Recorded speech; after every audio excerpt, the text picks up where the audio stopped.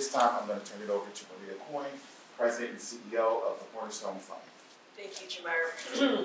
And I want to introduce my colleague, Scott Hackenberg, who's Cornerstone's Chief Lending Officer. I feel like since we have such a small group, let's really try and just make this a conversation today.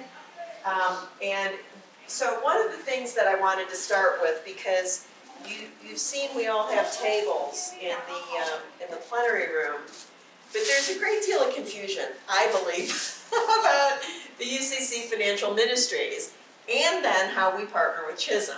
So I just want to start with, these are the 5 ministries, financial ministries of the United Church of Christ: the Insurance Board, United Church Funds, Church Building and Loan Fund. You've heard from Patrick Dugan already this morning.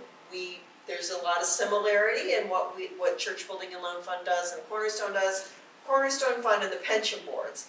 I threw asset size on here. I don't know that it's 100% current, but the notion here is that, like, if you added up all of our assets, we're a sizable financial services organization if you think of us as one body. And so Cornerstone, we sell investments to individuals and churches and other faith-based organizations, turn around and lend that money to churches and other faith-based organizations at below market rates. Doing a lot of property redevelopment these days, we'll talk more about that for sure. Church Building and Loan Fund, our sister organization who we grew out of, also does lending to churches and faith-based organizations. They are endowment funded, and as you heard Patrick earlier say, they're going to be hoping to launch a CDFI called our Common Stock Redevelopment Corporation, which will also help them raise capital. Insurance Board provides property casualty liability insurance. Pension boards, of course, does our pensions and our health insurance providing. And then United Church Funds, who we also partner with quite a bit, they're essentially an institutional investor, and they offer socially responsible investments through a family of funds, to churches and other organizations. So I hope that's a little bit clearer. The other thing that, you're probably over the 2 or 3 days that you're here, you're going to hear a lot about repurposing church property and repurposing it for mission or for some development opportunity in a community. And people can be rightfully confused. Well, who do I call? Do I reach out to a CHHSM agency? Do I reach out to Cornerstone Fund? Do I reach out to Church Building and Loan Fund? I would say all of those are correct answers. There's a continuum of services that we provide.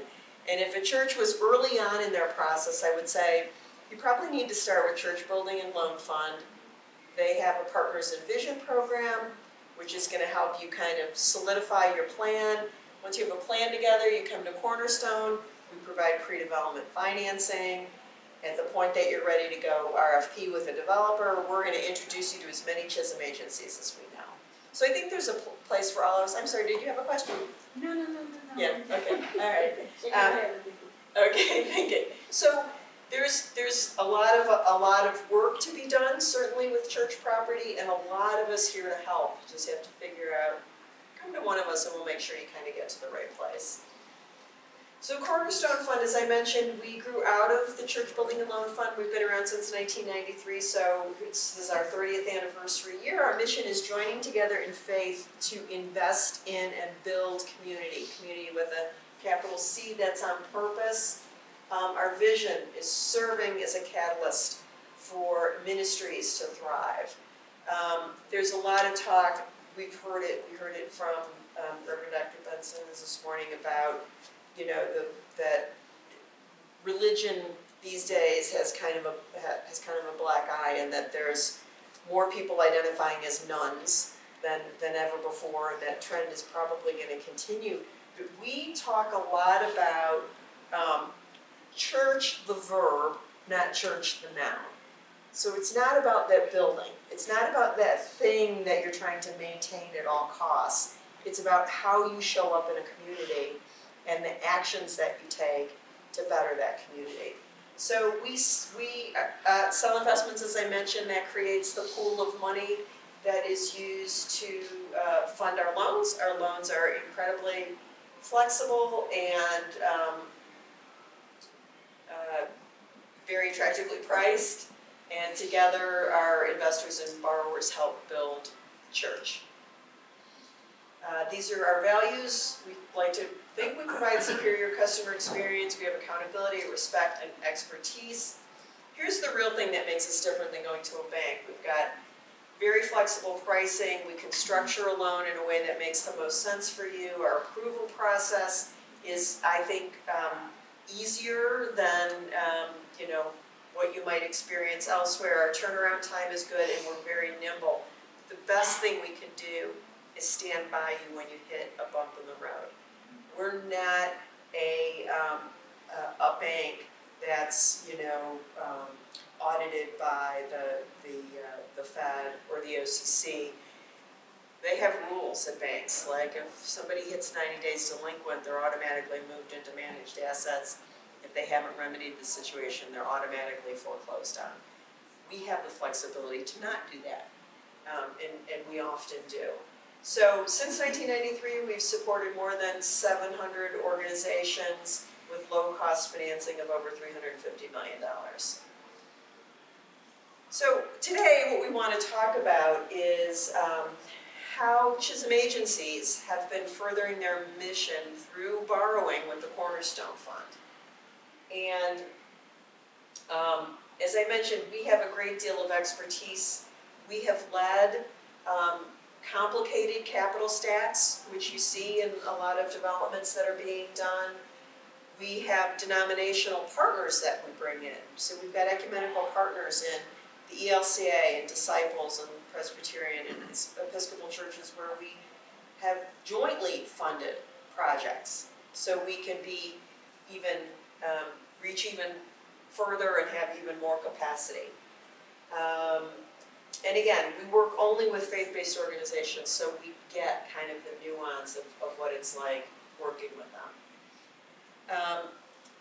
I'm going to turn this over to Scott now to talk a little bit about our lending products, but then, so you can flow right into it, we're going to present a bunch of case studies. And these are based on actual conversations and actual transactions we have done with CHHSM agencies. And that's where we'd love to have a lot of back and forth. Actually, everywhere we'd love to have a lot of back and forth and any questions you might have. But Scott, do you want to take it from here? Sorry. As Maria said, we really tailored the financing to what's needed. I mean, Maria was a top executive at the Key Bank for many years, one of the largest banks in the United States. I came from for-profit lending and leverage finance, and our team is able to really tailor a financing solution based on what the needs are. What we really need to do is make sure that when we underwrite, we underwrite in a way that we can recycle that money. What I tell people when we look at different types of financing arrangements, just at the end of the day, you have to be able to pay us back because we need to recycle that money. But really, from an underwriting perspective, we can get really creative, much more creative than any organization, any bank, with respect to tailoring what you need. So we do straight up, mortgage loans for purchases, for renovations. That was kind of the start of Cornerstone, is working with a lot of churches that were acquiring property, building churches and schools, doing renovations. And there's still a lot of the bread and butter of what we do, but we have really branched out. We do a lot more than that. We do a lot of refinancings. We love getting calls sometimes from churches that are working with commercial banks that are at rates much higher than ours. As Maria mentioned, we're definitely below market in terms of what you would get with a commercial bank, both in terms of pricing, charging no fees, in terms of working with an individual, having it be always with a relationship manager, and again working around to properly tailor a solution. As Maria mentioned, our money comes from individual investors. We have over 4,000 individual investors as well as endowments. It's like a certificate of deposit. The rates have gone up as you can imagine, a lot over the last 12 months, but we're competitive. And we've always competitive. We've actually been above market for a majority of years prior to the interest rate hikes, and we're even still competitive. And we take that investment, we pull it, we provide these tailored loans. It's impact investing.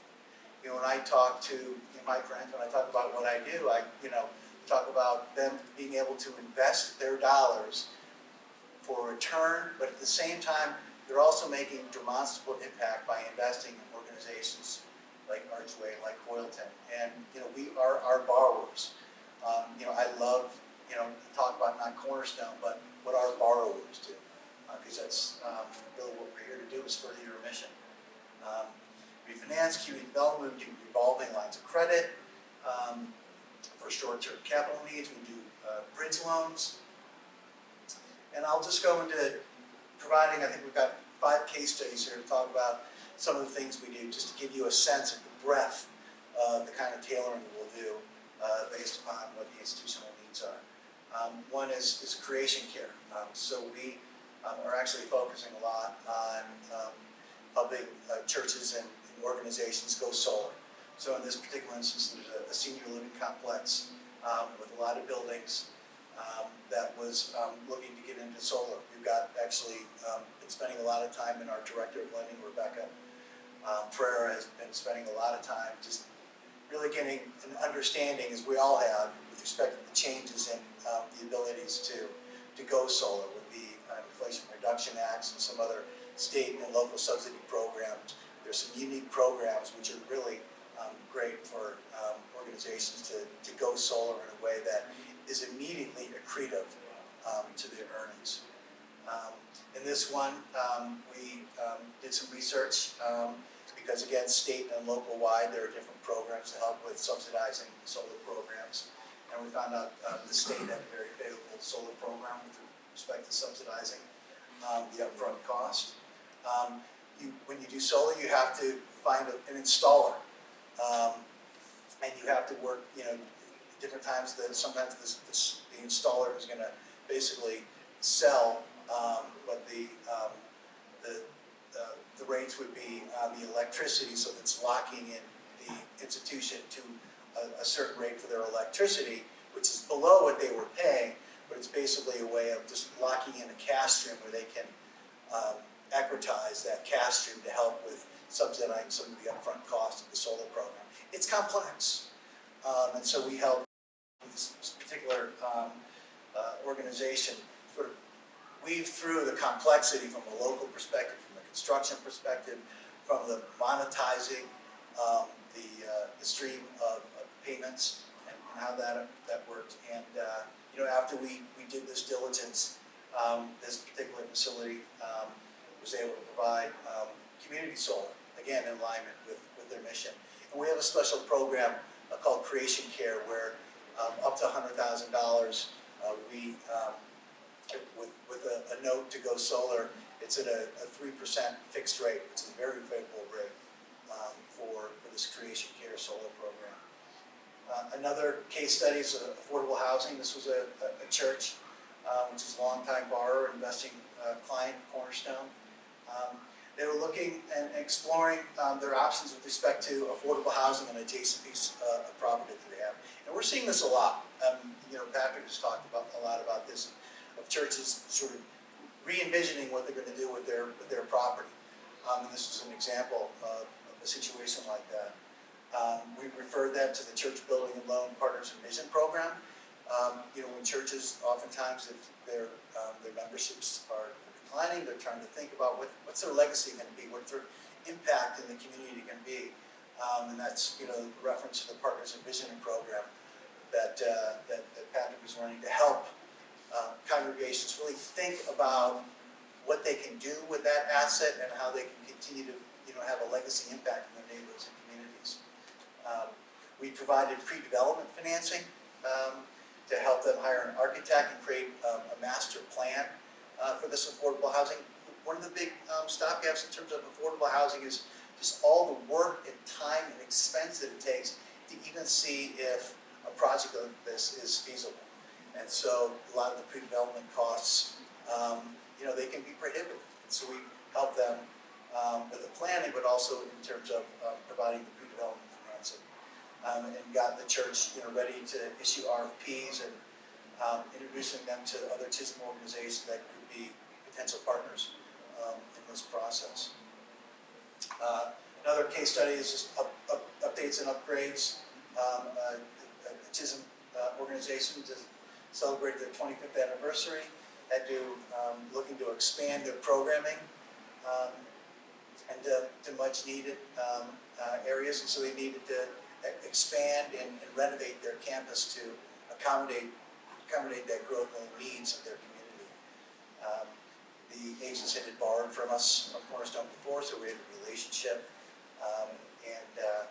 But this time it just felt like a much richer project for us to work with. But we had a relationship with that agency previous to that. Again, talking a little bit about the pre-development funding, another CHHSM organization that provides affordable housing and food security in order to grow and expand services, seeking pre-development costs with respect to exploring new projects. So instead of going out and having to get financing every single time for a new pre-development project, having a line of credit in place that they could draw from so that they could explore various pre-development projects, really saving a lot of time and expense. And so in that instance, it's providing a flexible line of credit which can support the current capital structure, and again, just alleviate so much of the time and the cost associated with obtaining pre-development financing. And this the last case study is just a line of credit, providing a line of credit for organizations just to help smooth the cash flows, and just being able to have that available is really a lifeline to a lot of organizations that they're not sure when they're going to draw, but they know that they may need to draw, so they need a line of credit to have that flexibility. And again, I'll just say it's developing a relationship with all of these organizations, just understand what their needs are and tailoring specifically around those needs.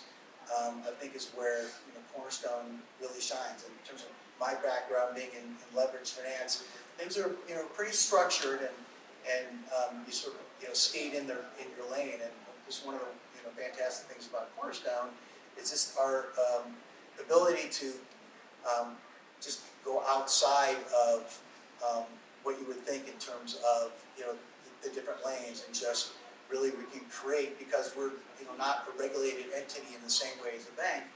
It affords us a lot more flexibility to do things that, quite frankly, a commercial banking institution from a regulatory perspective just could not do. And I could just we can talk about some of the notes. Sure, let's just press pause for a minute, Scott. And, any reaction to any of those case studies? Anything resonate with? Yes. Yeah, I have a question. The second case study on affordable housing, because I'm with an organization and we own and operate and develop senior affordable housing, and we're looking just for an opportunity to come together with the church where they'll have the land, that hard asset. Do you all go to the next step and provide financing for the construction of the new project? We do pre-development, construction, and permanent financing as well. I mean, quite frankly, that we would prefer to be there for the long haul. I mean, most of our loans are structured with a 30-year term and a 30-year amortization to make sure that the payments are as low as possible. But yeah, we do pre-dev, we do what we call sort of mini-perm in the industry, as well as permanent financing. So we're UCC founded. We're back in 1895. We've been around a long time. So I guess that, and what I've been wanting to do is to find the the churches that are have a vision for housing. So I talked to Patrick, and maybe I'm trying to connect with the church that really does want to come together and meet their mission with housing, but most of the time the churches don't know anything about development or operating them, and Right. specifically like ours or Section 8, that's a whole nother complex deal, but we have a lot of experience in that. So it's more about, I'm just trying to navigate my way to let people know that we're here and we're looking to do something like that. So maybe I don't know if you all have potential projects or clients that are looking to find someone like us, but I'll talk to Patrick, but that's Yeah, what. Yeah, Well, we Patrick's do, I mean- in the room right now. Yeah, Patrick. we get calls, so often. I mean, my first week in the Yeah. job, we got calls from 2 Bay Area UCC churches and 2 just outside of LA that had really dwindled in terms of their membership. They were Yeah. sitting on multi-million dollars worth of assets. Right. And so the first thing is just them all getting in a room and agreeing what they were going to do in terms of whether or not they were going to sell the building.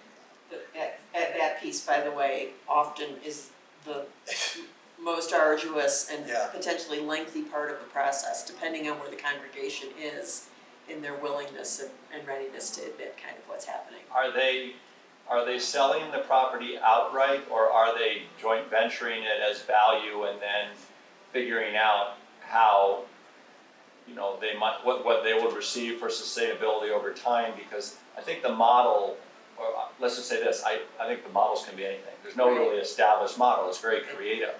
And what I've been asked a couple times in the couple churches that I've been talking to is they're saying, well, could you provide us with scenarios on how, we are remunerated over time if we don't sell the land, but we want to offer the land, and we create a partnership.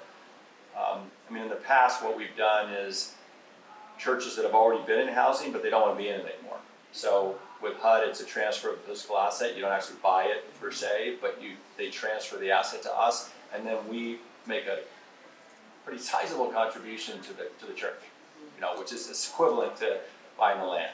But in this situation that I'm talking to, it's more about, it's not a fee simple purchase of the land really, and then they're asking what the scenarios are where they participate in sustainable investment over time as a result of housing going up. So I'll start, Scott, and then you please supplement. I've seen it at all ends of the spectrum, right? Where the church absolutely wants to maintain ownership of the property. They'll do a 99-year lease. They'll do, they want to be involved in the development, all the way to, they're kind of they've got a partner and they get some space in the new building as Right. consideration for the value of the land, and then all of their fees are covered for X number of years. Yeah. All the way to the other end of the spectrum where they outright just sell, So, but still get maybe a little worship space or something for them to continue having a presence in the property. What we try to avoid is them being taken advantage of by an unscrupulous developer. I mean, I don't have to tell you how many of them are out there. Right. So we, Scott, I think we've seen it, a lot of different flavors. Yeah, I think, oftentimes, it's like, I'm talking to a church right now, just outside of Orlando. And they just put their property on the market for $2 million. And just to get that decision to actually sell the property it took years. But they don't know what they're gonna do upon the sale of that property. They know that they might like to, rent back a space where the remaining parishioners could come together. They know they want a legacy in that community.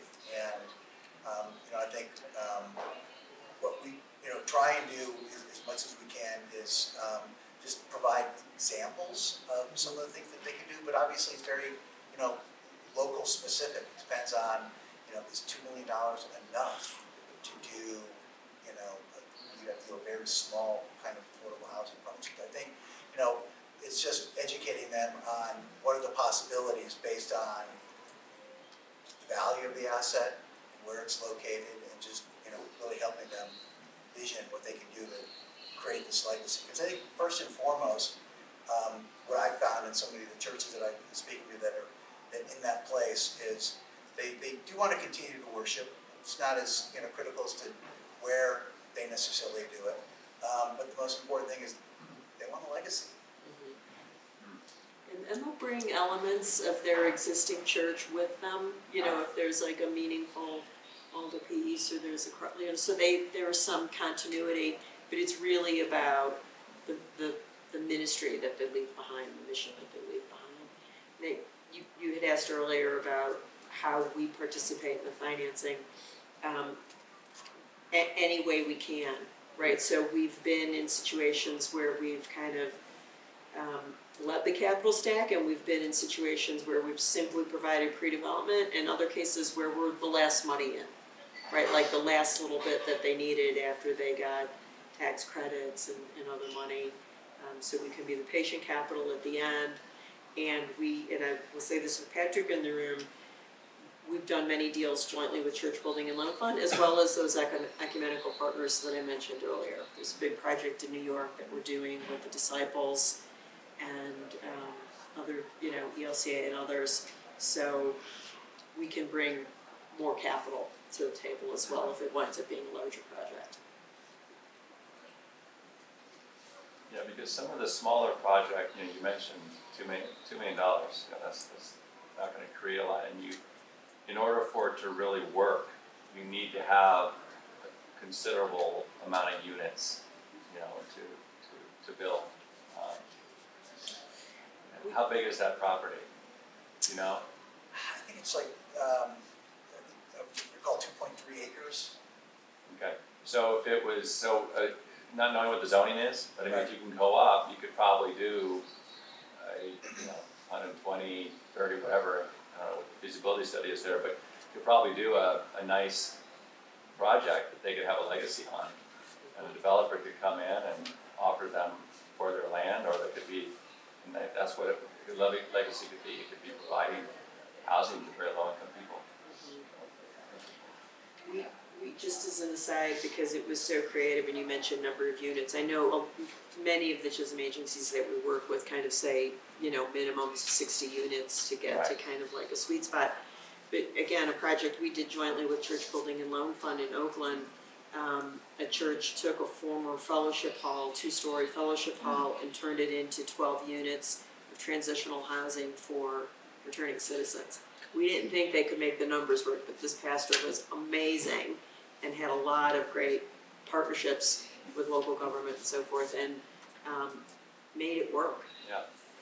And we were thrilled, you know, something else to point to. That was an example where it actually would not have, where we were going down the road of just sort of affordable housing, but it wouldn't have penciled out with just affordable housing. So you're pulling in the sort of wraparound services for reentry. You know, was working with different agencies in terms of the remuneration for the housing and the services, which did make it pencil out. Yeah, because if it's you said transitional. Returning citizens, yeah, so they Coming out of can jail, stay for a transitions. You year. could probably pull certainly some, you know, home funds and some other type of funds into that situation. Or maybe that's how the contacts work, you know, and that's how it would work for sure. Yeah. Yeah. Did the church have an operator already lined up as part of that, like to run the programming? They did have a developer partner who walked the whole journey with them, and Church Building and Loan Fund was involved, and others were, yeah. Just a whole social service aspect to that I don't know. Well, They connected with. they had these amazing partnerships with the county and with Okay. the city and with the state that really rallied the resources and really brought all that together. Other questions? Yeah. Actually, I wanted to ask about case study 5, which is the line of credit. I'm just intrigued by that because not in my role at CHSM, but when I worked in community development, so different setting, but I certainly what stuck out was smooth out cash flow. We received CDBG dollars through the city of Cleveland. Long story short, the city didn't really care when they reimbursed you. Right. You would have to spend the money up front, and Right. January's money wouldn't come till August or September or October, and you have this huge receivable. So I just wonder, and I don't know if there are like CHSM agencies that maybe are in that situation of waiting for grant reimbursements, or the nature of their business means that cash flow, not that they don't have it on the balance sheet, Yeah. but the cash flow is an issue. How do you just access that line of credit? What's sort of needed? Do you need like like a contract or some type of guarantee? Like how does that kind of work if there's organizations that need that type, that would be helpful for their operation?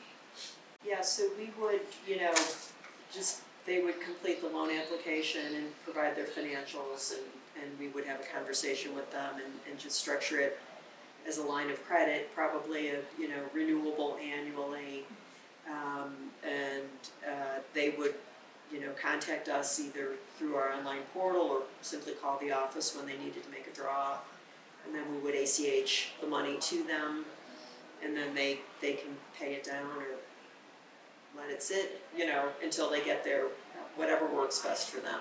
But there's a lot of, we first started actually seeing lines of credit for churches that were in like in Florida, that had big populations like snowbirds that were only there during the winter, and then their cash got very thin during the summer when people weren't, this was kind of pre-COVID when we first started noticing this, and we're like, well, you just need a line of credit to smooth that out. And then we're like, well, there are a lot of places where there's lumpy cash flow, right? Like there should be, this is something, and then we started thinking about it in terms of some agencies waiting for state reimbursements or waiting for grant money that they know they've been approved, but they don't have the grant yet. And I'd love to get the word out because it's pretty easy to administer once it's approved. That is, I wish I had access to this several years ago. I would have slept more. Yeah, for sure. Well, we're like, we're going to make payroll this month because we didn't get the city money yet. Yeah. Yeah, just in time. Right. But yeah, so that I just think is an amazing product that more organizations should know about. So. Yeah. Other questions? Yeah, I'd like to talk about the solar, the first case study. That's interesting to me so I work for Archway Communities, and I think we're case study 4. I think that's the names have been changed to protect the we're getting that line of credit. We'll strike that from the record. No, that's okay. But I'm thinking as we have 3 active development projects in the pipeline, much more acquisition, rehab to go, a lot of pipeline projects. And I'm always thinking about how we can make these buildings more sustainable and more environmentally friendly. So I'd like to just talk a little more about that, and what this program, what problems it solves, and why it came into being, and what types of projects it would probably have the highest and best use for. Well, first of all, I'll start. You clean up after me. So Colorado, right? There's so much sunshine. It's One of the best just states. Yeah, right. for it. It's a natural. So Scott mentioned earlier we have Rebecca Pereira on our team, who's our director of lending, and it's kind of happened by accident, right? We started state by state getting good at understanding what the state programming was. Like we did a program in Illinois, Indiana, and then we did New Jersey, a big project in New Jersey. And for us, creation care is a big part of our values, right? Like it's totally in line with the UCC, and when we first rolled this out to churches, the idea was both to care for the environment, but absolutely to help them reduce their costs, because there is a real savings. And so there's a little incentive. The first $100,000 of what you borrow is at that very reduced rate. We generally structure it as, a longer term, but a 5-year arm, so that we can, a lot of times we suspect we're going to be paid off really early in these scenarios, which is fine, right? Because it'll take 3 years maybe for them to kind of recover the cost savings and then go from there. But it's really just about, we got very excited when the IRA was passed, as Scott mentioned, because they're making it easier. They're still defining the rules. Yeah, I was going to ask you because I've been trying to learn about that as well. I've had multiple lenders talk to me about that, and still figuring out how individual programs like yours would interact with that, and what benefits would have. In the past, we've had to kind of help find an investor. So we're hopeful with the IRA that'll through this kind of crediting system that the treasury is gonna run. You won't need to find an investor, but you'll get that equivalent credit. Again, we're waiting for the rules to be defined. And what we like to do in this space is introduce you to other resources so that it becomes a more painless process. Like if we don't have to walk this fine line between lender liability, right, and saying, go to this installer, we know they're great. Like we could say, here's 2 or 3 people who we know all their customers have been satisfied with. But what we try to do is simplify the process because we're big believers. I hope that answered your Yeah. question. Yeah.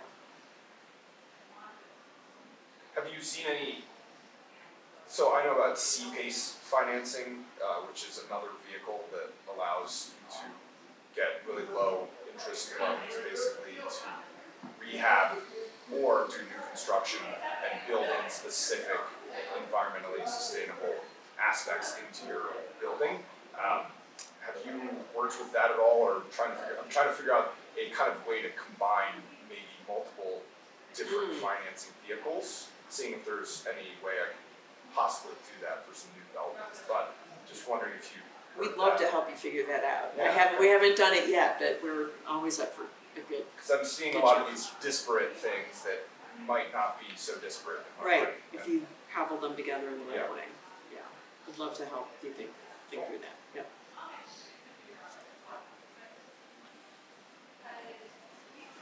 Other questions?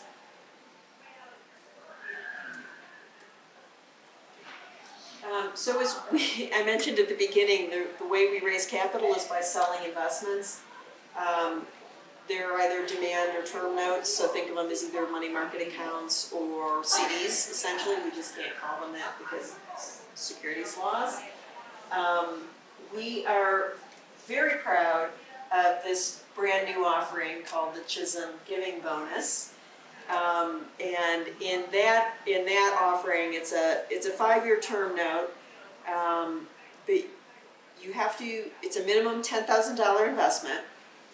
If you agree to give 10% of that investment to a CHHSM agency, or frankly, any qualified 501c3 faith-based organization, the remaining balance of your investment earns a 1% bonus interest rate.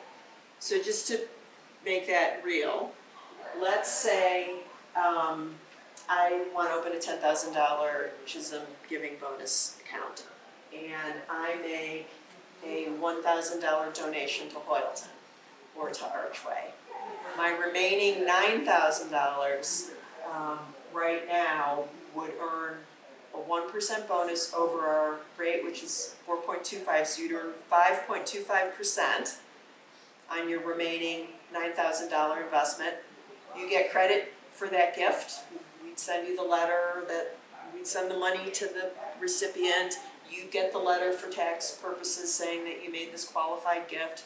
This is individuals, organizations, anybody can purchase one of these. And then at the end of that 5 years, you have more than made up the amount of money that you donated.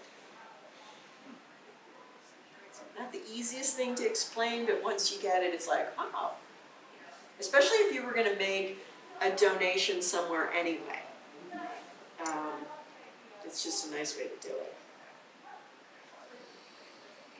That's it, there's the crazy explanation. And then Q&A. Well, I just want to first say thank you.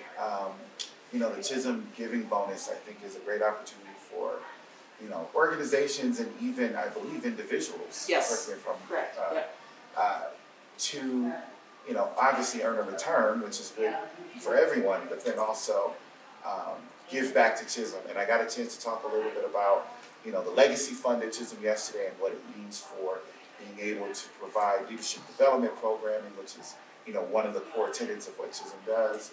And again, if we can get more people to just even know about this program and be excited about it, it's a good way to, we've all got money or dollars that need to be maybe invested or, reserves that need a place to park. Why not park it somewhere where, some of the return also benefits the mission of Chisholm. So I just appreciate you all for being innovative and coming up with this product. And I'm here to help